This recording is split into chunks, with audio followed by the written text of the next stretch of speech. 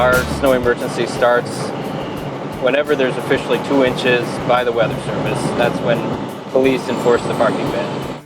Right now we have 9 trucks going out, which is all of the trucks that we have, all of the big, plow trucks. And we're just doing the main roads before rush hour so that we don't get too much hard pack. And then tonight, once we come back and everybody's off the roads, then it's a 14-person plow. I think when we do our normal routes, it's around 12 to 15 miles per route when we're doing everything, if I remember right.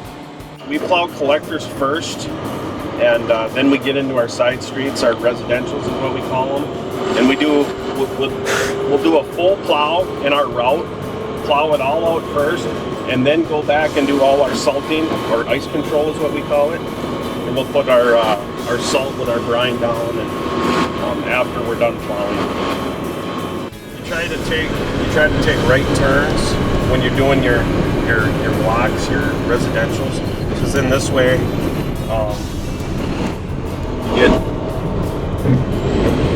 so I'll do this side of the street, and then I'll take a right turn on the block we just came up.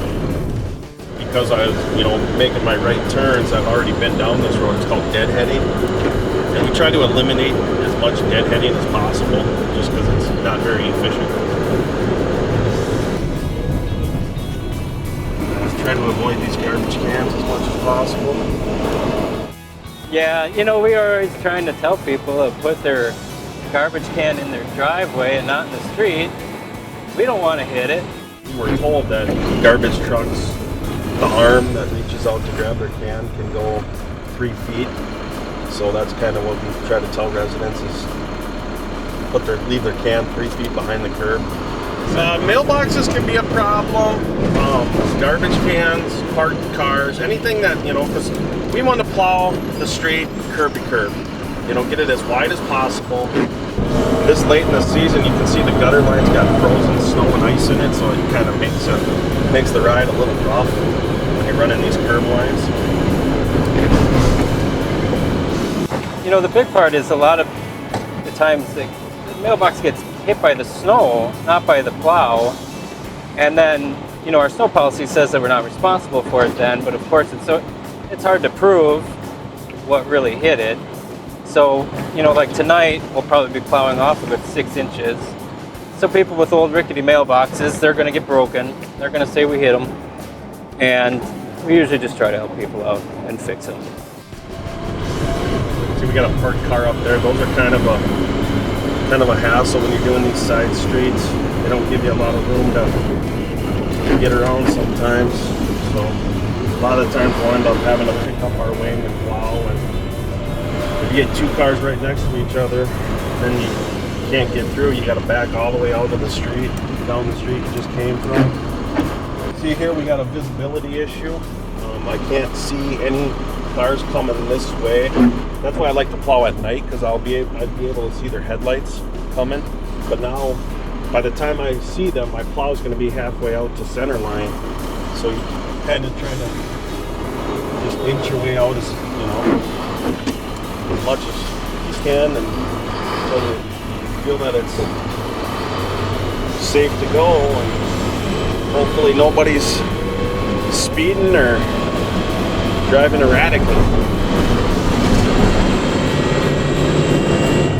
Pretty much everybody in streets does everything for streets, so we're small enough that when it snows like this, everyone in streets will be plowing, and tonight quite a few guys from utilities will be plowing too for streets.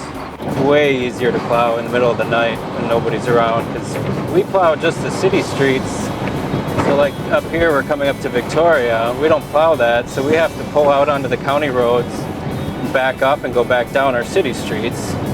And at night, you can imagine that's pretty easy because there's no cars.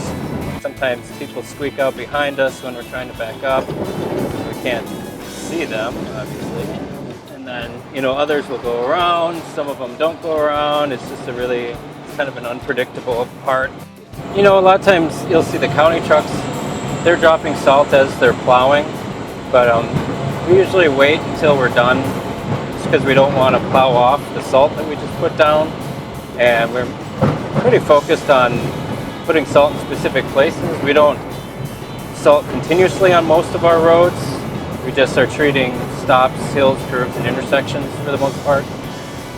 We're not trying to get the whole road bare, or at least in most cases we're not. So we treat those spots, and then usually within a few days they kind of spread out and grow and get the road bare.